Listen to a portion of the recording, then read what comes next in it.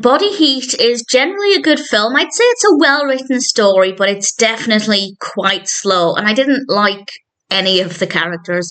This was released in 1981. It's written and directed by Lawrence Kasdan, and we have a cast including William Hurt, Kathleen Turner, Richard Crenna, and Ted Danson. It is because of Ted Danson that I became aware of this, and I don't think it's one of those films where I'm glad I had a reason to watch it, but I didn't dislike the experience. But if I never saw it, I don't think I'd be missing out on too much. Ned and Matty are having an affair, and they decide to try and kill Matty's husband to get him out of the picture. She'll obviously get money from that, whatever he leaves in his will. And, well, I don't want to say too much about what happens, actually. There are some interesting aspects to the narrative, and I was keen to see what would happen.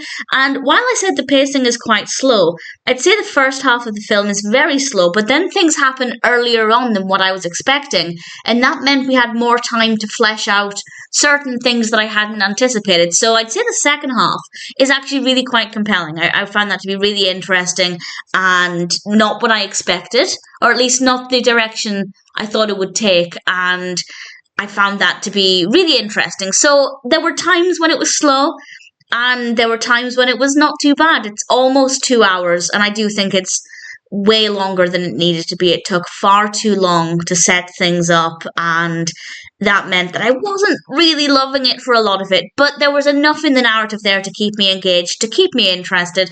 As I said, I didn't care for any of the characters, but I didn't hate any of them. They didn't annoy me. I didn't mind watching them. I just didn't like any of them. So that's not great, but as I said, there's enough in the narrative that I was still interested. And obviously, Ted Danson, always brilliant. He's in it a reasonable amount. I was relatively happy with that. Do I recommend it? I guess so. It's not the most enjoyable experience. I think that's largely just because it's too long and too slow. But the good bits are really good. So in general, Body Heat is not a bad experience. It's a well-written narrative, pacing issues aside. The characters are well-written as well. Just because I don't like them doesn't mean they're not well-written. They do have strong, believable personalities. So a lot of positives here.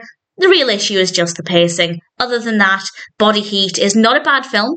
If it sounds like something you're interested in, or if you're interested in a story with some unpredictable elements, then I'd say it's one that's probably worth checking out.